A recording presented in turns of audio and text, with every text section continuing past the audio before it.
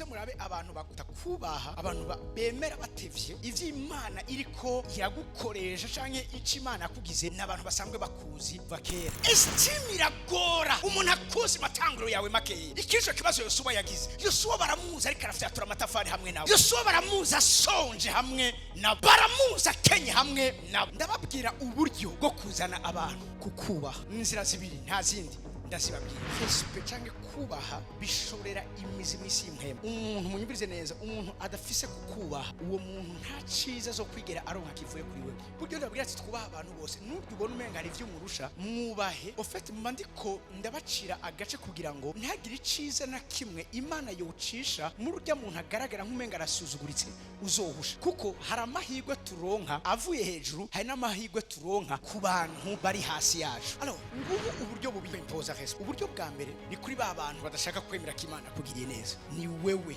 wo kubatera kukwemera ku ngufu. Hari abantu mutabempoza kukubaha ntibazofa kubasha. Ibintu vy'ibigongwe n'ibiki hariho ivyo bitazokwigira biguhesha muri buno buzima. Hari abantu bakeneye apana igikundiro, hari abantu bakeneye igitinyiro cawe kugira ngo bakubaha hama bagirigwe neza biciye kuri we. Kuko umviriza kino kintu, utari kubana babwiye nta kintu ushobora kumukurako. Amavuta utubaha ntazokwigera akubahisha. Nuko bimeze. Yosuwa 3:7 maze uhoraho abira Yosuwa ati uyu munsi ngira ntangure kugukuza imbere y'Abisirayeli bose. I'm going to cause you to ascend in the eyes of all Israelites. Today I began to make you a great leader in the eyes of all Israelites. Uyu munsi ngomba ntangure. Mose aratandukanye na Yosuwa. Yosuwa n'umuntu yagize ibigeragezo bitandukanye n'ivyo Mose yagize. Mose yagize ikigeragezo cy'abantu basanzwe bafise umutima ukomantaye wo kugambarara Imana, wo kutumvira Imana, kuba abantu batagombwa izosi. Ico nico kigeragezo Mose yagize. Mugabo Yosuwa agize ikigeragezo ico Mose yari afise, mugabo hoyongera kikindi kigeragezo suko we towe muri bo. Kenshi muze murabe abantu batakubaha, abantu bemera batevye ivy'Imana iriko iragukoresha canke ico Imana yakugize, n'abantu basanzwe bakuzi bakera. Nkubi yaba naje mvuye muri Ghana nkaca ntangu ishengero nkavuga ingene Imana mpamagaye, sinibaze kabanya musanga mfise uyu munsi ari bono bafise gusa. Mugabo ubu abaza nabagondojwe n'uyu munsi murabo ni ubiriza ni bake, niyo baje bakeneye ubufasha bw'iwanje birabagora ingene bamvugisha, kubera ko kuba banzi kera nico bariko barabona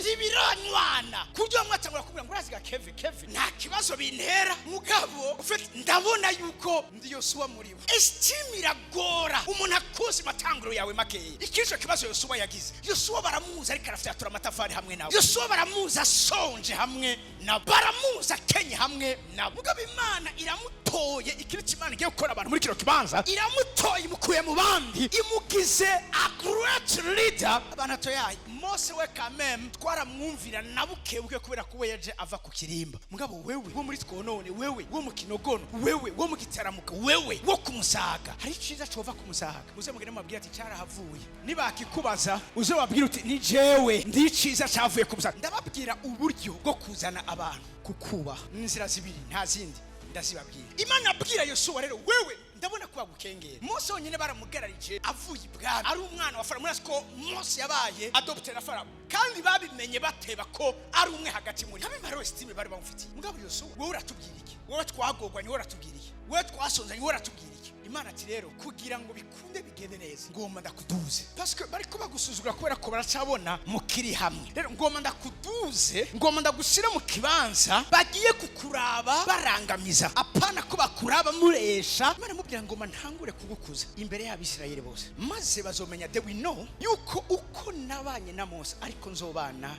nawe. Hari uburyo bubiri burya umuntu respect canke kubaha bishorera imizi mw'isi y'imhema. Umuntu munyumvirize neza, umuntu adafise kukubaha, uwo muntu nta ciza zo kwigera aronka kivuye kuri wewe. Buryo ndabwira ati twubaha abantu bose, n'ubwo ubona umenga ari ivyo umurusha, mwubahe. Ofete mandiko ndabacira agace kugira ngo ntagire iciza na kimwe Imana yocisha muri urya muntu agaragara nk'umenga arasuzuguritse uzohusha. Kuko hari amahirwe turonka avuye hejuru, hari n'amahirwe turonka ku bantu bari hasi yacu. Niwaguma witeze ubuntu buva hejuru ku bantu bakomeye, uzohusha ubuntu bw'abantu bato. Kuko abantu bato nibo bagukwegera ko igikundiro c'Imana.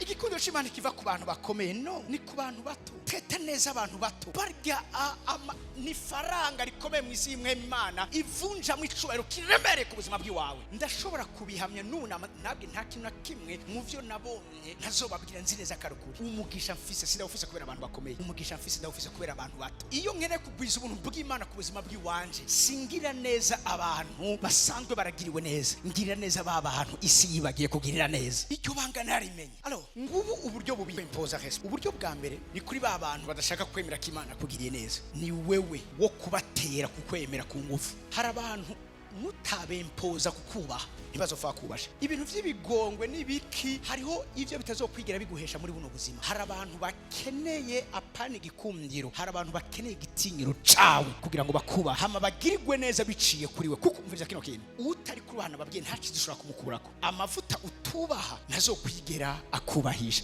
Nuko bimeze mu ntara Yesu yavukiyemo, nta bitangaza vyinshi yashoboye kubakorera. Kubera ko hari huzuye abantu bavuga ngo ni umwana wa Yosefu, nyina ni Mariya, abo bavukana bashikiwe bari wacu, umwana w'umubaji, n'abantu bamubona muri ya matanguro yiwe makeya. Nico gituma birantangaza abantu bagirirwe neza na ministeri Imana yamaye. Benshi sabo ngaha, benshi n'abantu bari kure yo ngaha, abandi bo ngaha mwe muvuye ngo muramfise muzonyamana. Siko bimeze. Ivyo nabyo birabafrena kuba mwokwirukira imbere yaba ari kubara birukira imbere. Uwitwa Yefuta ni source d'inspiration yiwanje ku bantu tutaje tuva mu kibanza Mose yavuyemo, ariko twatowe kibanza Yosuwa yararimo. Yefuta ni inspiration yiwanje. Yefuta baramwanse, baramwirukana, ngabo ngo iyo yagiye agwiza inkomezi. Amakuru yiwe barayumva. Igihe bari basugerejwe baravuga ati reka tugene nta kumwe tumushaka, mugabo turi oblige. Niwe wenyene, niwe the only way dushobora gusurvivinga muri bino bihe. Babwira kino kimwe mu vy'Imana yavuganye nanje, yarambwiye yuko muri kino kibanza, muri rishengero, Imana izotoranya abantu, Imana izohagurutsa abantu. Munyumvirize neza, abantu Imana izobashira mu kibanza aho ari bo baba rokuru ya nyuma ku bantu bakeneye ubutabazi. Abantu batandukanye hano muri nose, hari umuntu atagufashije ikiguraro nkunda kigufasha, uwatakigufashije hari undi aza kugifasha. Mugabo hari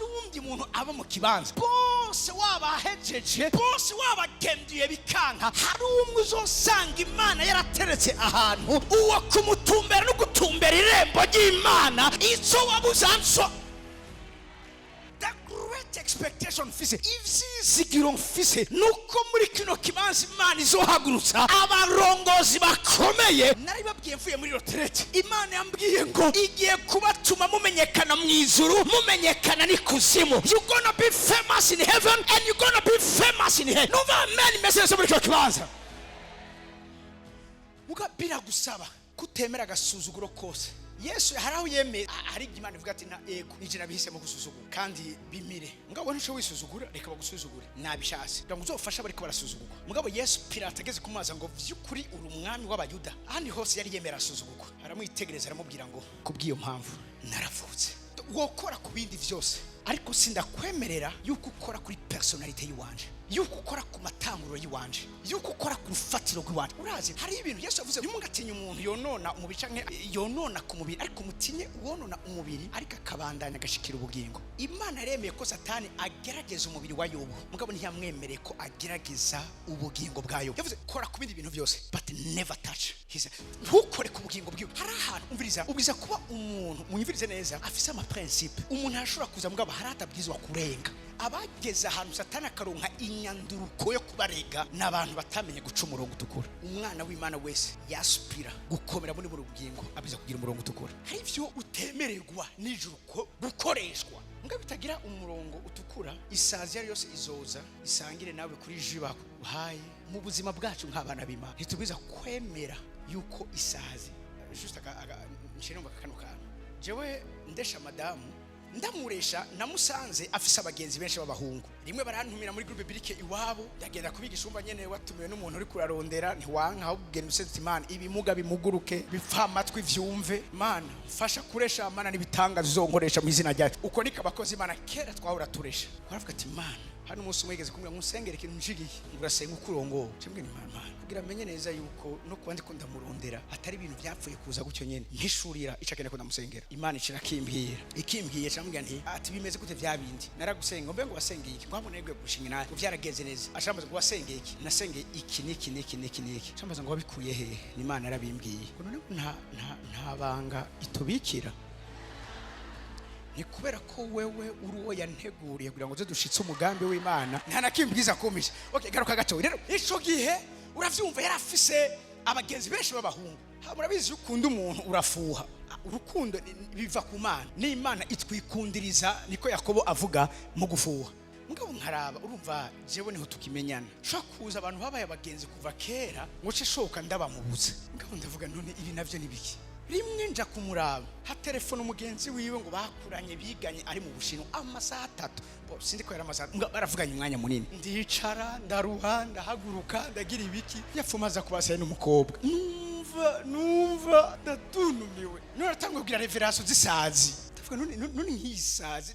Rimwe tugaheza gusenga ataje kuranje kuraba ko atacoba yabaye. Juste mu mwanya muri abantu duhumize dusenga kandi nje nabandi hafi y'umuryango. Nzi yuko canshoka ngena nkasanga bantanzeyo. Rimwe nkiyumvira ndabahagarika bo ndabarongo ndabahagarike. Oya I'm kidding.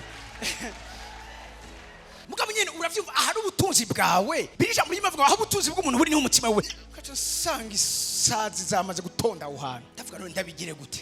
Kimwe ndamubajije ngo urumva ngo abakobwa ngo barandesevye ngo uje ngo nkunda abagenzi abahungu ngo nibo ngo atansa ko atake, ariko nanje abona bunkunda no turabigenza gute? Umunsi umwe numva nongorewe iribanga muri jewe, ati zo sazi ziguma ziza ku sosi wawe nyene ubane nazo, fata amasengesho zirukane uhamagara umuriro. Ahari umuriro nta shaka tubabaza nibuci isazi ntizantu hari umuriro. Uwo munsi fata authority ntisazi yose yo mu Gihosha, yo mu Kinindo, yo mu Bushinwa, bona kure umdakeneye ko avyutse mu gatondo ntavye umuntu asanga yamwandika umwe ni jewe neza message wanje nije teza kuganza umunsi wose. Abo nabo bazoza kora ko nabuguruye, ariko man mwizina guys ndafasha sindekura. Hama niro tuva ngiye kumuraba ari jewe nyene tuganira. Niro umunsi umwe cyarumva arambajije ngo hewe urasi ko kuva tumenyanye ngo abagenzi banje bose baciye bampeba ku mutima ati yabaruzi ico nakoze.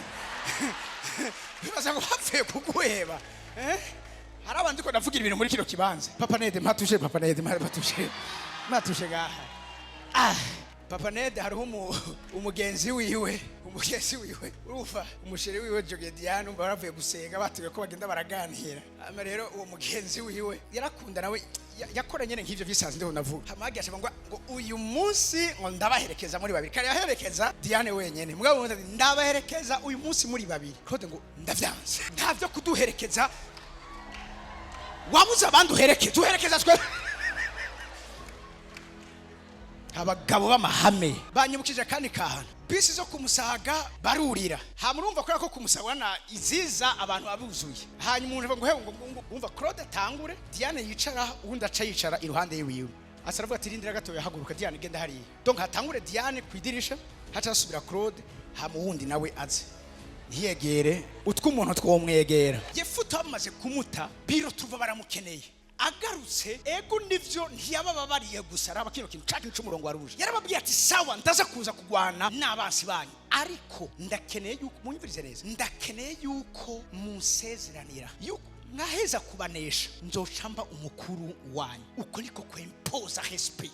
No reka bakani karo kumama amama cabambira amen mesese muri kibanza. Umumama yitwa Rahabu, umumaraya Rahabu. Yosuwa igice ca kabiri. Rahabu yakiriye abatasi. Yosuwa atumye abatasi baje gutata Yeriko. Hama bashitseyo baramenya ko ari abantu baje muri ico gihugu. Hama binjira kwa Rahabu. Rahabu aramenya amateka yabo, aramenya ko vyukuri aba nimba baje aho hantu mu misi igiye kuza bagiye kwegukira aho hantu. Rahabu arabahisha, amaze kubahisha umwami barayimubwira. Araza abaza Rahabu ati abantu binje ngaha, abagabo binje ngaho nyige pari he, ati vyukuri baje kare mugabo sinzi irengero ryabo. Mugabo yari yabahishije hehe ahantu kunzu hejuru. Biratubwire ngo batararyama uwo mugore Rahabu arurira aja aho abantu bari kuza. Umviriza munsi arababarira ati nzi yuko uhoraho abahaye iki gihugu, nzi yuko nta na kimwe baramubwira. Mugabo Rahabu afise kumenya. Rahabu mwiviza neza n'umuntu amenyereye abagabo, arazi abagabo b'imbwa, arazi n'abagabo b'abagabo. Abamaze kubabona arabona ko si abagabo b'imbwa bamurondera kushurashutse, ariko avuga ati aba bantu bafise mission. Burya nimba ari abantu bazi neza kumenya neza abantu bazova mu kintu n'abagore bafise discernement. Sinzi ngene Imana yabakoze ashaka kwitegereza umuntu akavuga ati sha nta kiriyo muga akaba n'undi akavuga ati uyu imana y'ibizo imana yiwanje akamuryamako mu nyuma ko nico gituma kenshi bakunze kuvuga ngo behind every man's success there is a woman. Mwari muzi ko na Mose ego turashimana ivyo yamukoresheje mugabo Mose yahawe umutahe na nyina abandi bavyaye abana b'abahungu baravuga ati nta kundi baca baje gutangura gukoresha amaserikeye mugabo nyina wa Mose akabonye birivuga ngo abona ingene uwo mwana ari mwiza yanka kumutanga havuga ati mubapfa uyu wiwanje ntari mu kubera iki hari ikintu ciza hariho destiny hariho kazoza yabona muri uyu mwana. Ibi biri biblique.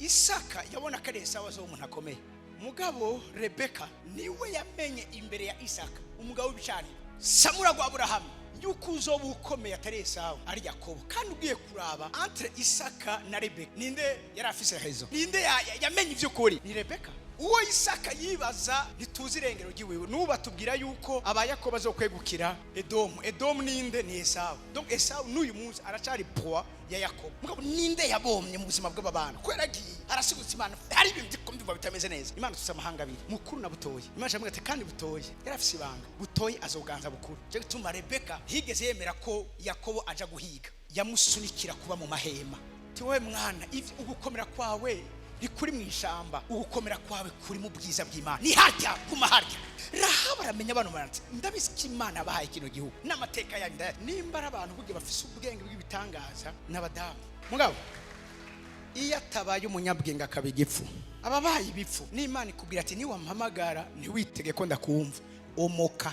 Rahabu arababwira ati aduga hejuru ati nzi yuko horaho abahaye iki gihugu kandi mwaduciye mbere abari mu gihugu bose bahiye coba ku bwanyu kuko twumvise ingene uhoraho yakamije ikiyaga gitukura imbere yanyu igihe mwava kandi twumvise ivyo mwagiriye abami bombi b'Abamori hakurya ya Yorodani Sihoni na Ogi abo mwagesheje gose. Rahabu arafise amakuru tuvyumvise imitima yacu yaciye ituvamo nta muntu numwe yaragisigaranye umutima munda ku bwanyu kuko ura Imana yanyu ari we Imana iri hejuru mwijuru no hasi kwisi nuko rero ndabinginze ikiragikunda ni mundahire uhoraho yuko muzogirira neza ab'inzu ya data nkuko nanje ndabagiriye neza mume ikimenyamenya shukuri. Ufete Rahabu ari karempoza ubundi nta mumara yayoba umuntu wese afite mumara yaba mwambuye icubahiro mugabo Rahabu aramenya inzira malgré background utameze neza ingene yempoza igitinyiro rigikumdiro ku bantu b'Imana. Raba kino kintu mugire neza umuryango wa data kwa data baramvumagura kurumva nyene ndi umumara yandika mugabo ndakene muri aya mahigwe ndonse yuko inzu ya data ironka iciza basi kimwe izokwama inyirata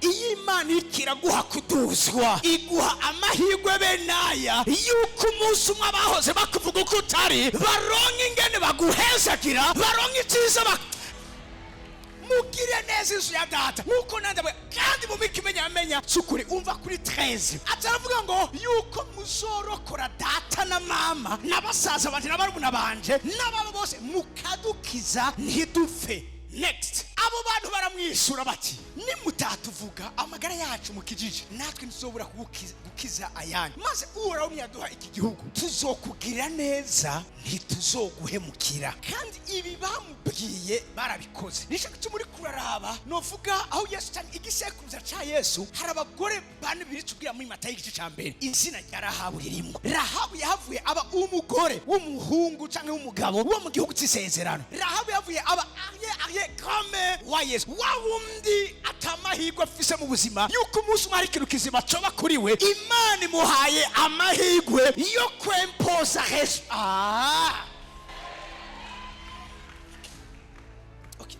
Ingenda kivuze ngira umuntu ati option yonyene ufise kugira ngo uzobeho neza muri buno buzima no gukomera mumbarire kandi ubishoboye uvyandika ahantu. Iyo ni loi universelle nta numwe azo kwigira yirata umyantege nta numwe azo kwigira muri umuntu ariko arirata ngo basha ngundashima Imana kubona nkenye muri umuntu